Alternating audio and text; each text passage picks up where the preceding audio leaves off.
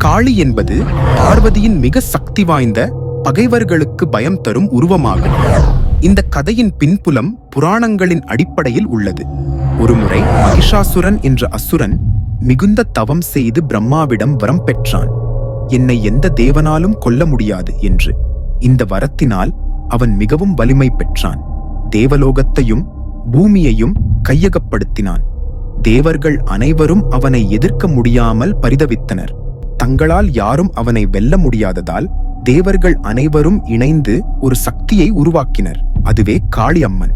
பார்வதி தேவியின் கோபத்திலிருந்து தோன்றிய காளி கையில் பல ஆயுதங்கள், கழுத்தில் கபால மாலையுடன் மிக வேகமாக போருக்கு குதித்தாள். அவள் கண்கள் வெவ்வெப்பமாக கங்காளமாக இருந்தது. இரத்தம் குடிக்கும் வலிமையும் அவளிடம் இருந்தது. அவள் பல அசுரர்களை வென்றாள். இறுதியில் மகிஷாசுரனின் தலை துண்டிக்க காளியின் கோபம் இன்னும் மிகுந்தது. வெற்றிக்குப் பிறகு கூட அவளது கோபம் குறையவில்லை.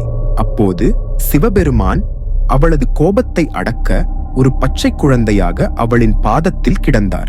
காளி தவறுதலாக சிவனை பாதிக்க நினைத்ததை உணர்ந்தவுடன் தனது நீரிழிவான நாவை வெளியே காட்டி வெட்கத்துடன் தனது கோபத்தை அடக்கினார். அந்த நாளிலிருந்து காளியம்மன் பக்தர்களின் துன்பங்களை அகற்றும் தேவியாக வணங்கப்படுகிறாள்.